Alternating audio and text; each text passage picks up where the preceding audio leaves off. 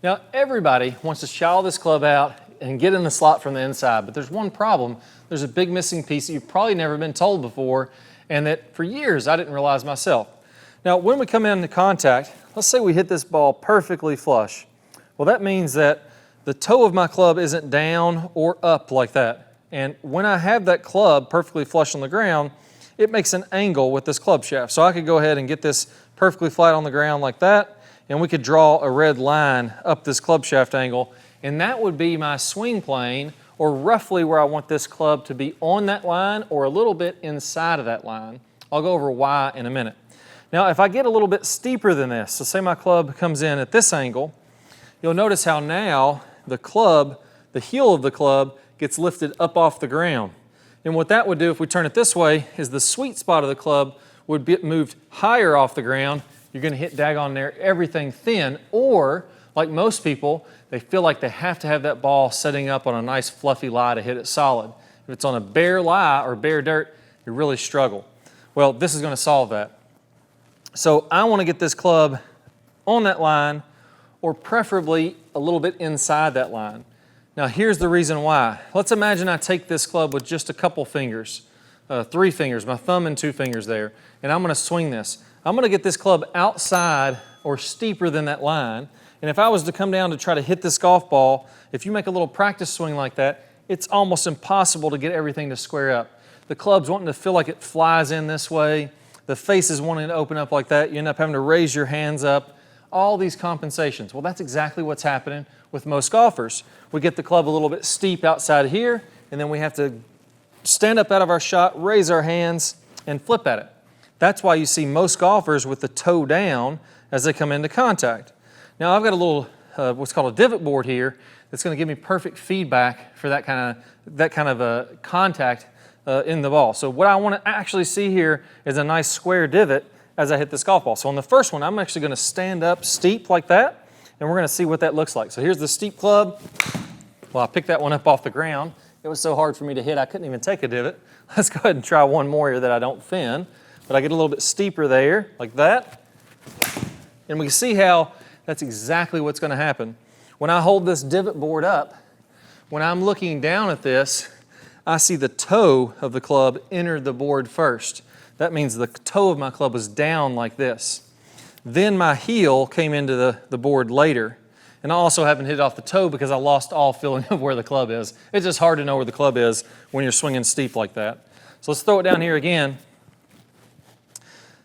And we'll see that when we make a good swing, when I let that club shallow out from the inside, now I'm on that red line or below it, I can take just 2 fingers again, swing down, and oh, that actually feels like a golf swing. The club's wanting to kick forward this way. I'm allowed to rotate through there. The face is wanting to turn on over. So if I shallow that out, it's easy to swing well because now the momentum of the club is doing the same thing that I want the momentum of the club to do. So here, let me shallow this out. I'll make a nice swing here, and we'll see if we can get the heel down a little bit or the contact perfectly flat on this divot board. There we go. And I hit that one fantastic. And that's exactly what we're seeing on this divot board.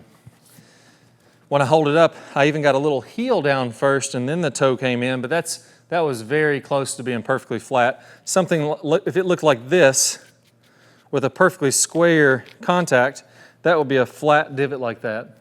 If it was like this, that would be heel first contact. So the more square I can make this, it's hard to do with just my finger, the better the contact is. Now that one may have been a hair off the toe, but I mean, that was pretty daggone pure. I hit that one nice and solid. So with this divot board, there'll be a link below this video if you want to pick one of these up. You can also just look at divots on the driving range. Now, if you purchase from that link or that button you see on this video, whatever you see, we do get a few bucks from the company, the Divot Board Company. Helps us to make more great videos and put out more great content like this. But like I said, you don't have to have this. It's just a pretty nice to have tool. I use this thing all the time, and I really like it. So once we do that, now let's work on how do we get that club shallowed out from the inside. Well, a big piece of it now is I realize I'm swinging down. At contact, I need this shaft lower. So I almost imagine like there's a plane of glass here, flatter, And as I swing, what I'm going to do is I'm going to feel like my hands go below that plane of glass. And as I do that, my club head goes below that plane of glass. As that happens, my palm of my hand would be up like that as I come through, and that'll really get me below. So here I'm going to even exaggerate that a little bit, and I'm going to see if I can get the heel down a little bit on this one to exaggerate the feeling on this. There we go. Another one that felt amazing. And again, I did get the heel slightly down to where it's contacting first and then the toes coming out there on it. So that was a really great shot for what I had intended. And this result where it overdrew a little bit is a perfect result for what I'm working on, because as I get that down more from the inside, I'm going to tend to have a little bit more of a draw, which is fantastic. That's what most players should want to have, a little bit extra of that, have that draw that happens every single time. Now I'm going to teach you the right way to shallow that club and square the club face by getting rid of that rolling of the forearms. It's what I call the anti-roll method, and I'm going to play a preview of that video here in just 1 second.